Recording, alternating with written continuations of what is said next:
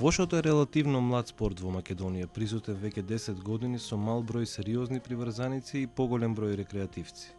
Во ова издание на Луги и места ве водиме во единствениот клуб за сквош кај нас, да ве запознаеме со Кирил Сотировски, по професија професор на Шумарскиот факултет во Скопје и еден од најпосветените и најупорните играчи на сквош кај нас. Кирил го најдовме токму на тренинг, каде што од влезот во клубот, од ударот на топчето во зидот може да се почувствува жарот на играта. А токму поради топчето кое е гумено и се згмечува при ударот, овој спорт го добил и своето име. На прв поглед изгледа лесен спорт, но од кажувањата на мојот соговорник, а и од компаративните споредби со останатите спортови во светски рамки, сквошот е еден од најнапорните спортови за кои треба солидна физичка и психичка подготвеност. Кирил се занимавал со повеќе спортови во животот, но со сквошот тој додал уште една константа во неговиот живот покрај професорскиот позив на Шумарскиот факултет. Професор на факултет сум, на Шумарски факултет. Предавам предмети кои што имаат врска со микроорганизми, конкретно гавички, бактерии, вируси кои што напаѓаат растенија, односно шумски видови. Тука спаѓаат и печурките, сквошот е сосема различен, но спојот е нека бидам јас. Други спортови пред сквош предходеа навистина многу. Мислам, спортот ми е дефинитивно голем дел од мојот живот е посветен на спортот, најчесто со сериозен ентузијазам, почнувајќи од кошарка, долги години, фудбал помалку, пливање, скијање секако тука спаѓа исто во спортовите со кои што прилично одамна се бавам и приличен број денови или прилично време во годината на која што сум посветил.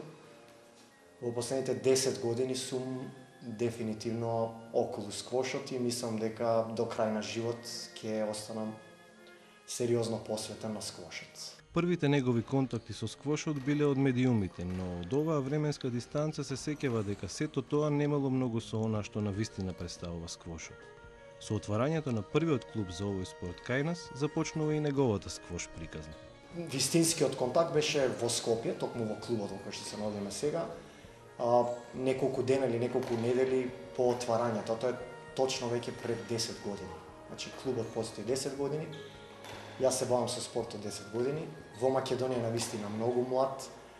Се уште е на ниво на редок спорт, иако многумина, неколку илјади луѓе имаат пробано веќе. На списокот во клубот се наоѓаат неколку илјади посетители.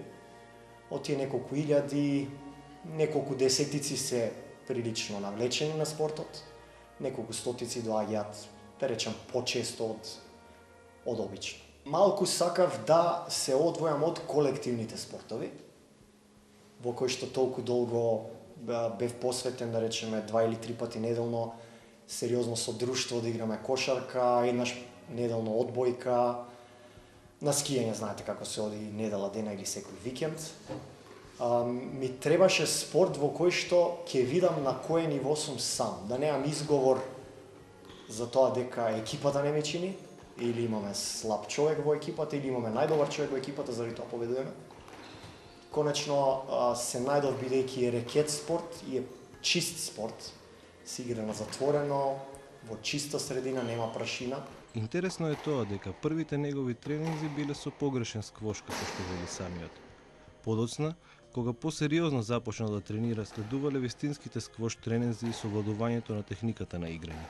Првите тренинзи, првите погледи на спортот ни беа на една личност, сите кои имитиравме Бојан, кој што е председател на сквош федерацијата и газда на клубот. Тој е одличен тенис играч и имаше представа за сквошот, бидејќи има видено и учествувано на неколку надпревари претходно во Белград. И од таму и го донесе спортот на некој начин, идејата потекна од Белград. Сите се угледувавме на него и игравме погрешен сквош.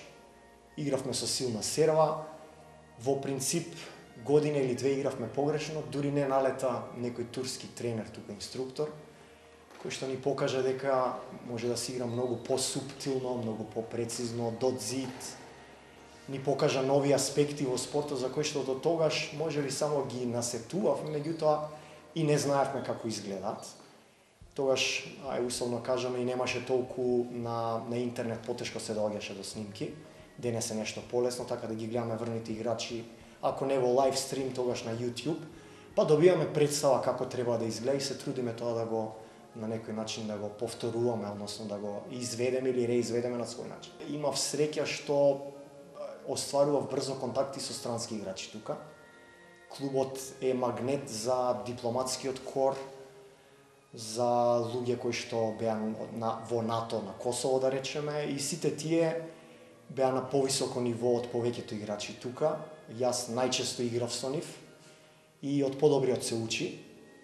Така да напредувањето ми беше од подобрите играчи кои што најчесто доаѓаат од странство. Сквошот во светски рамки важи за популарен спорт.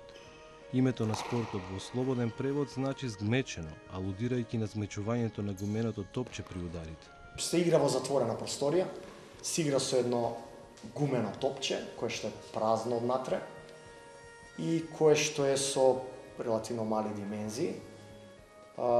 Топчето се удира со рекет, кој што е во должина на тениски рекет. Меѓутоа, како што ќе забележите, има различна глава. Главата е приспособена и е порамна на крајот, за да може да се игра поблиску до зид. Генералната стратегија е да се игра што поблиску до зид, на противникот да му се остави што помалку опции, да му се остават за, да речеме, играње со топчето. Ако се игра до зид, одговорот е единствено да се врати од зид. Не може да се игра диагонала и така натаму. Аглите се, исто така, генерално тежнење да се затворат аглите, да се игра што поблиску до аглите од просторијата.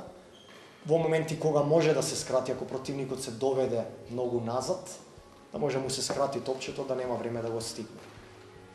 Спортот е добар бидејќи бара ментално, физичко и интелектуално напрегање. Навистина е, како би рекол, захтевен спорт. Полна концентрација, многу е тежок. На Forbes, например, пред 3 години направи рангирање на најздрави спортови во светот. Тие се познати по тие нивни рангирања од богаташи до не знам што.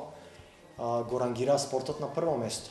За тоа дека е потребна голема физичка издржливост се уверивме и ние, но како публика на тренингот на Кирил. Неопходно е многу тренирање за да се издржат надпреварите кои во професионалниот сквош некогаш траат и по 2 часа.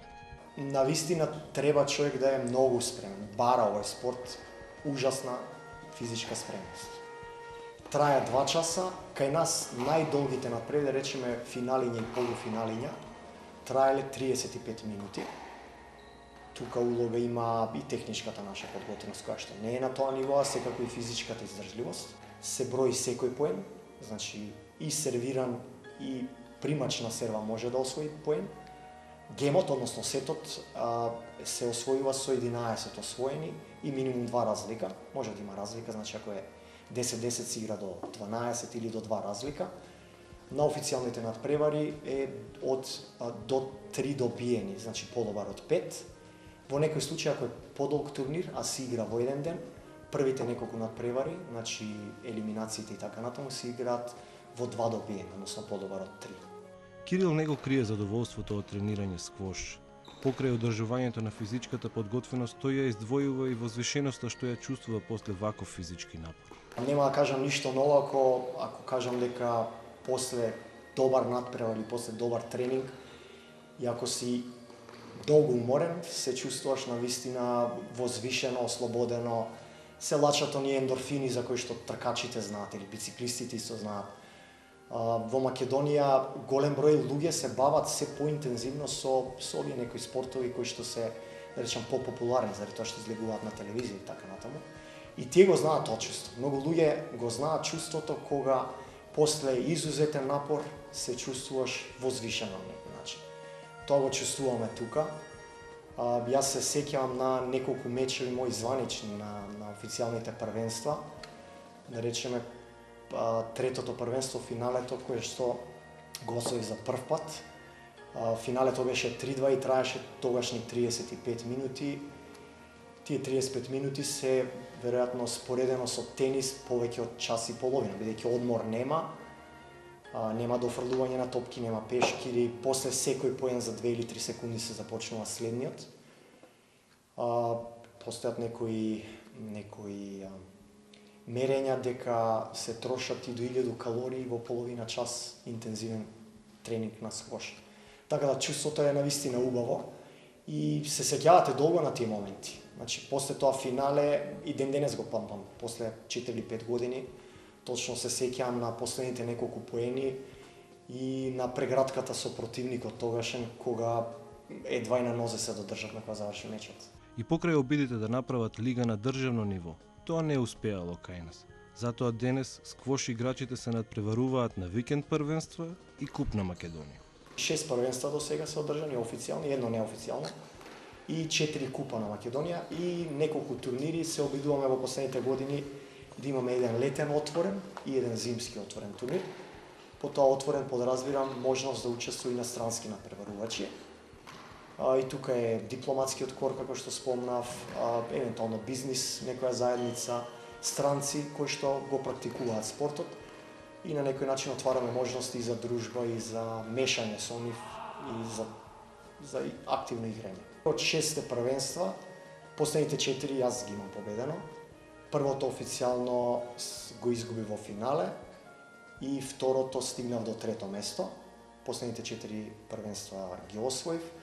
Од 4 одиграни купа, последните 2 купа исто така ги држам јас, односно ги имам освоено.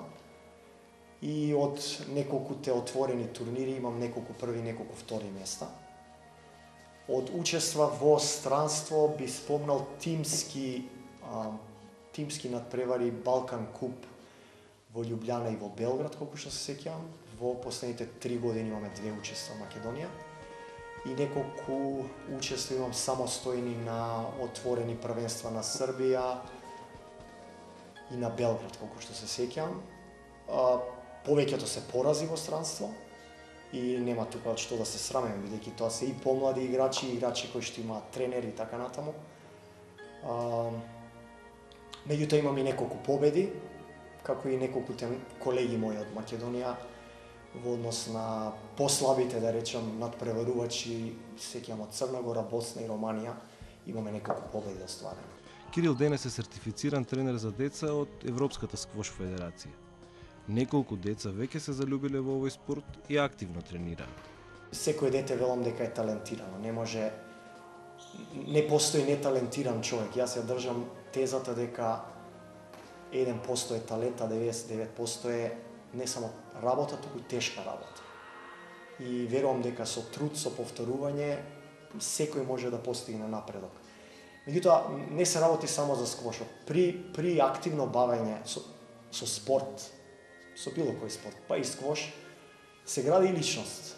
Мислам, тоа е многу побитно отколку, успех на сквош план или на друг план. Се осознаваат во спортот на джентлменство.